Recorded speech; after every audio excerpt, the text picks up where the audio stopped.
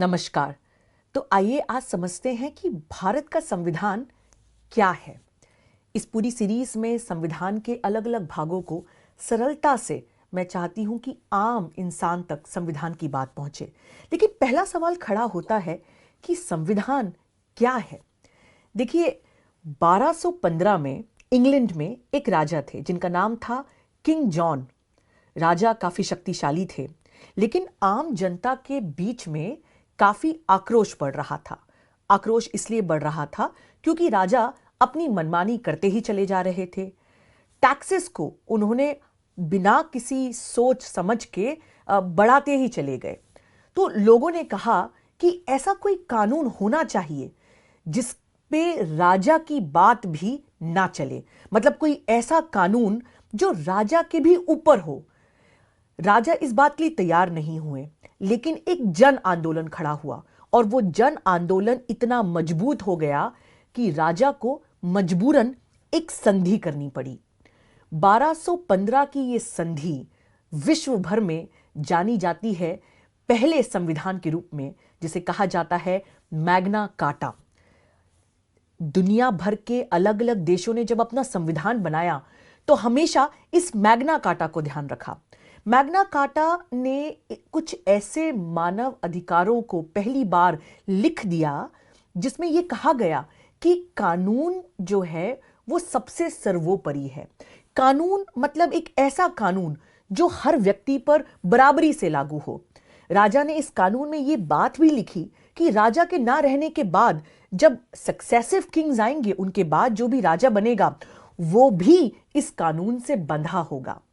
इसी कॉन्सेप्ट को इंग्लैंड में डाइसी ने 1885 में लिखा, जहां उन्होंने कहा कि रूल ऑफ लॉ मतलब तीन चीजें, कि एक ऐसा कानून हो जिसके ऊपर राजा भी ना हो, एक ऐसा कानून हो जो सबके लिए बराबर हो, और एक ऐसा कानून हो जो इंडिविजुअल लिबर्टी मतलब आजादी को अपने बेसिक कोर मानता हो। इसी पर इंग्लैंड का कॉमन लॉ डेवलप हुआ। तो जब भारत में हमारी आजादी के समय यह बात हुई कि भारत के लिए क्या कानून होना चाहिए और भारत का संविधान क्या होना चाहिए, तो इन सारी बातों को ध्यान रखा गया। तो भारत के संविधान को बनाते समय क्या सोच थी? देखिए, जब हम इंटरनेशनल लॉ की बात करते हैं तो इंटरनेशनल लॉ में राज्य या स्टेट को कैसे डिफाइन किया जाता है।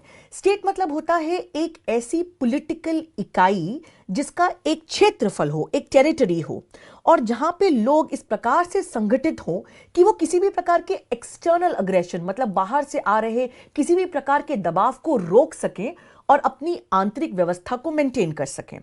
लेकिन भारत जो है उसने डिसाइड किया, क्योंकि यहां पे अलग अलग तरह के लोग थे, अलग अलग तरह की संस्कृतियां थीं, तो भारत के संविधान बनाने वालों ने यह डिसाइड किया कि भारत में जो भी व्यक्ति जिस भी धर्म संस्कृति चीजों को, अलग अलग उनकी विचारधाराएं हो सकती हैं, लेकिन हर व्यक्ति को बराबर का अधिकार माना जाएगा। संविधान में केवल उन लोगों को डिसअपॉइंटमेंट हो सकता है, निराशा हो सकती है, जो ये मानते हैं कि इंसान वाकई में बराबर नहीं होते। लेकिन भारत के संविधान ने एक प्रकार से मैग्ना कार्टा पे बिल्ड करते हुए एक रेवोल्यूशनरी काम किया। उसने कहा कि भारत में कश्मीर से लेकर कन्याकुमारी तक सब लोगों को बराबरी का अधिकार दिया जाएगा। अब भारत के संविधान बनाते समय हमने बिल्कुल बेसिक स्क्रैच से नहीं बनाया। अगले वीडियो में मैं आपको भारत के संविधान बनाने के इतिहास के बारे में कुछ कहानियां सुनाऊंगी, लेकिन दो चीजों पर इस वीडियो में मैं आपका ध्यान आकर्षित करना चाहती हूं। देखिए, इंग्लैंड में आपको हो सकता है जानकर आश्चर्य हो, उनका कोई लिखित संविधान नहीं है। इसका मतलब कि जो वहां का पार्लियामेंट या संसद कह देती है वही कानून है। समय जैसे जैसे गुजरता गया, वहां की न्यायपालिका ने भी कुछ ऐसे कानून बना दिए जो अब एक प्रकार से संविधान का स्तर रखते हैं, लेकिन एक लिखित कानून जहां पे देश की क्या मौलिक अंग होंगे, सरकार किस प्रकार से चलेगी, क्या क्या जो तीन मेन ऑर्गन्स होते हैं जिन्हें हम कहते हैं विधायिका, कार्यपालिका और न्यायपालिका, इन सबके पावर्स क्या होंगी, किसी एक लिखित संक्षिप्त डॉक्यूमेंट में नहीं है। लेकिन अमेरिका में, कनाडा में ऑस्ट्रेलिया में, इन सब जगह एक रिटन कॉन्स्टिट्यूशन है। तो भारत में भी हमने ये तय किया कि भारत में एक लिखित संविधान होगा।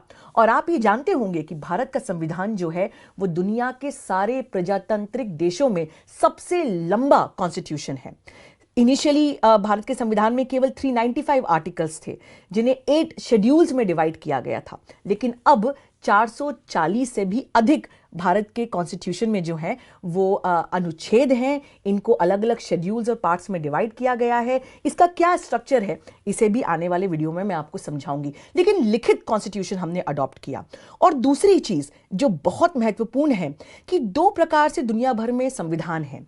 एक वो जिन्हें हम कहते हैं फेडरल कॉन्स्टिट्यूशन, मतलब संघीय कॉन्स्टिट्यूशन, और एक वो जो होते हैं यूनिटरी, या जिन्हें हम कहें एकाकी कॉन्स्टिट्यूशन। यूनिटरी कॉन्स्टिट्यूशन मतलब वो जिसमें सारे पावर्स जो हैं वो एक केंद्रीय सरकार को दे दिए जाते हैं। और संघीय या फेडरल कॉन्स्टिट्यूशन मतलब वो जहां पे अलग अलग संघ या राज्य मिलकर एक राष्ट्र बनाते हैं। तो केंद्रीय सरकार के पास कुछ पावर्स होते हैं और राज्य सरकार के पास कुछ पावर्स होते हैं। अमेरिका में अलग अलग राज्यों के पास यह भी पावर है कि उनका स्वयं का संविधान हो। अमेरिका में हर व्यक्ति जिस राज्य में रहता है, जिस स्टेट में रहता है, उसका भी सिटीजन होता है और अमेरिका भी सिटीजन होता है। लेकिन भारत में संविधान बनाने वालों ने कहा कि नहीं, भारत एक नया मॉडल लेकर आएगा। तो हमारा संविधान जो है वो ना तो सिर्फ पूरा फेडरल है और ना पूरा यूनिटरी है। हम अपने आप को कहते हैं क्वाज़ाई फेडरल, मतलब एक ऐसा संविधान, एक ऐसा राष्ट्र जहां पे केंद्र सरकार के भी पावर्स होंगे और राज्य सरकार के भी पावर्स होंगे। केंद्र सरकार के क्या क्या पावर्स होंगे, किन किन विषयों पर केंद्र सरकार कानून बना सकती है, इसे यूनियन लिस्ट में लिख दिया गया। और राज्य सरकार किन किन पर कानून बना सकती है, इसे स्टेट लिस्ट में लिख दिया गया। कुछ ऐसे भी विषय होंगे जिन पे केंद्र सरकार और राज्य सरकार दोनों कानून बना सकती है, इसे लिख दिया गया एक तीसरी लिस्ट में, जिसे हम कहते हैं कॉन्करेंट लिस्ट में।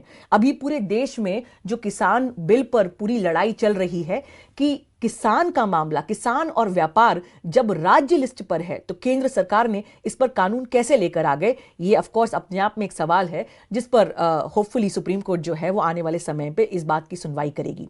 तो भारत ने यह कहा कि हमारे यहां पूरे राष्ट्र में एक ही नागरिकता होगी, मतलब अलग अलग राज्य की नागरिकता नहीं होगी।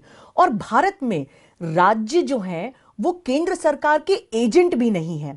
मतलब जो स्टेट लिस्ट के मामले हैं वहां तो राज्य सरकार को पूरा पूरा अधिकार है, लेकिन अमेरिका के जैसे यदि कोई राज्य सोचे कि हम पूरे राष्ट्र से अलग हो जाएं तो वो अधिकार भारत में राज्यों के पास नहीं है। ये पूरी बात आपको समझ में आएगी जैसे जैसे हम संविधान पर चर्चा को आगे बढ़ाएंगे। अब एक बात मैं और कहना चाहती हूं कि जब लोग सोचते हैं कि संविधान क्या है, क्यों इतना महत्वपूर्ण है, तो संविधान और संविधानवाद में एक अंतर है। देखिए, सऊदी अरेबिया में 1992 में उन्होंने एक कानून उन्होंने कहा कि कुरान जो है वो हमारा संविधान है। लेकिन आप जानते होंगे कि सऊदी अरेबिया जो है वो ना सिर्फ एक इस्लामिक स्टेट है, वो एक डिक्टेटरशिप भी है। तो वहां संविधान तो है, लेकिन क्या वहां संविधानवाद भी है? ये सवाल और भी बहुत सारे राज्यों के लिए खड़ा किया जा सकता है। तो यदि कोई ऐसा डिक्टेटर होता है, कोई तानाशाह होता है जो कहता है कि ठीक है, ये रहा देश का संविधान और इस संविधान के अनुसार सारी शक्तियां, सारे पावर्स मेरे ही पास हैं, तो वहां संविधान तो है दोस्तों, लेकिन संविधानवाद नहीं है। संविधानवाद का मतलब होता है कि चेक्स एंड बैलेंसेस होना।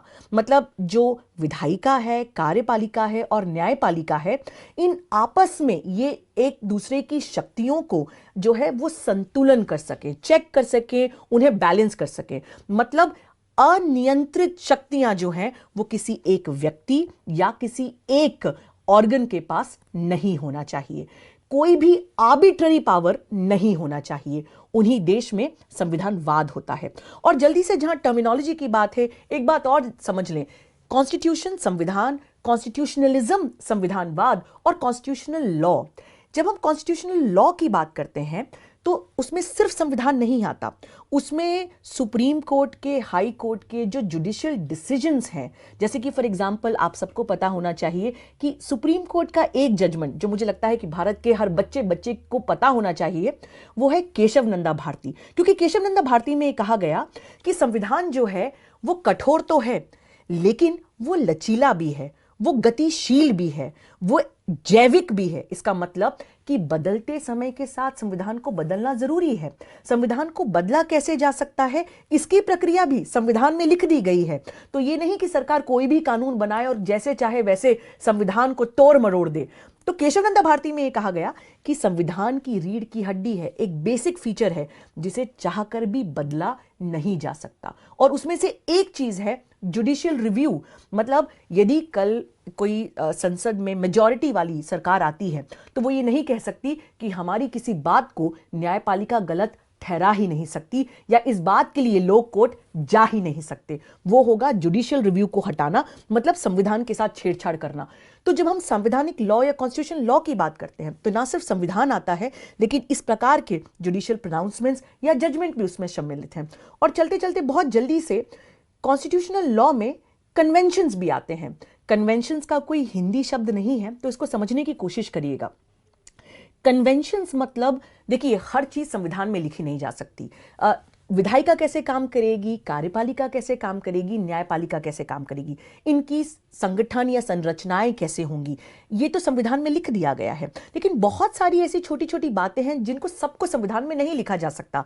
तो प्रैक्टिस क्या चली आ रही है, कस्टम क्या चला आ रहा है, कन्वेंशंस क्या है। जैसे कि सुप्रीम कोर्ट में कैसे ऐसा होता है कि जो चीफ जस्टिस होते हैं वो मास्टर ऑफ रोस्टर होते हैं, वो डिसाइड करते हैं कि कौन सा केस कौन से बेंच के द्वारा सुना जाएगा। इस पे संविधान में कुछ नहीं लिखा है, लेकिन ये एक कन्वेंशन चला आ रहा है। तो कन्वेंशंस को भी संविधान के लॉ का एक हिस्सा माना जाता है। कन्वेंशन लॉ मतलब ये मान लीजिए कि कानून की जो हड्डियां हैं उस पर जो मास का काम है वो कन्वेंशंस करती है। और ये कन्वेंशंस कहीं लिखे हुए नहीं हैं, लेकिन इनको सुप्रीम कोर्ट ने अलग अलग जजमेंट्स में, जैसे कि Ram Jawaya versus state of Punjab, UNR Rao versus Indira Gandhi, बहुत सारे जजमेंट्स में कहा कि इन कन्वेंशंस को मानना बहुत जरूरी है। इसका एक और छोटा सा उदाहरण देती हूं। DC Wadhwa versus state of Bihar एक केस हुआ जिसमें राज्य सरकार ने कहा कि हमारे पास कानून बनाने के लिए तो हमें समय लगेगा, कुछ प्रोसीजर को फॉलो करना पड़ेगा, लेकिन एक काम करते हैं, हम ऑर्डिनेंस पास करते चले जाते हैं। तो ऑर्डिनेंस पे ऑर्डिनेंस, ऑर्डिनेंस पे ऑर्डिनेंस पास होता गया। जब मामला सुप्रीम कोर्ट गया तो सुप्रीम कोर्ट ने कहा कि आप ये अपने पावर का दुरुपयोग कर रहे हैं, ये कन्वेंशंस के भी खिलाफ है। तो आप ऑर्डिनेंस, ऑर्डिनेंस मतलब कि जहां पे सरकार ही कानून ले आए बजाय विधायिका के पास जाए हुए, तो ये होगा कि कार्यपालिका जो है वो विधायिका का काम करने लगेगी। तो सुप्रीम कोर्ट ने कहा कि ये पावर्स का अब्यूज है। तो इस संक्षिप्त से वीडियो में मेरी कोशिश रही है समझाने की कि संविधान और संविधानवाद में अंतर है। संविधानवाद ज्यादा बड़ा है और देश के लोगों को संविधानवाद के बारे में ज्यादा चिंता करने की आवश्यकता है। तो अगले वीडियो में मैं आपको बताऊंगी कि जब संविधान बनाया गया तो हमारे संविधान बनाने वालों के सामने क्या क्या प्रश्न थे, क्यों उन्होंने जिस प्रकार का भारत का संविधान लिखा उसे लिखा, और इसके बारे में और विस्तार से चर्चा करेंगे। लेकिन जाते जाते जब कॉन्स्टिट्यूएंट असेंबली, वो लोगों का गुट जिन्होंने संविधान को लिखा, उनके सामने क्या विजन हो भारत के संविधान को लेकर, 3 साल लगे संविधान को लिखने में, तो जवाहरलाल नेहरू ने एक बात कही।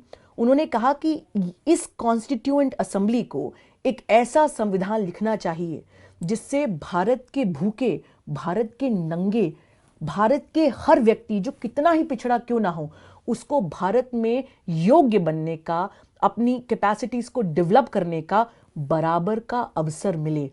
जवाहरलाल नेहरू आगे कहते हैं कॉन्स्टिट्यूएंट असेंबली को एड्रेस करते हुए कि आज जब हम देश में कहीं पे भी देखते हैं तो काफी अनरेस्ट है, काफी डिस्पेयर है, लोग काफी दुखी हैं। तो यदि हम एक ऐसा संविधान नहीं ला पाते जिससे हम लोगों के दुखों को दूर कर सकें, तो उस संविधान का कोई मतलब नहीं होगा।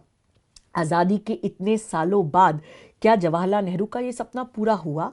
नहीं हुआ। क्या कमियां रहीं, क्या अच्छाइयां रहीं? इस पूरी सीरीज के दौरान इसी बात को समझने की कोशिश करेंगे।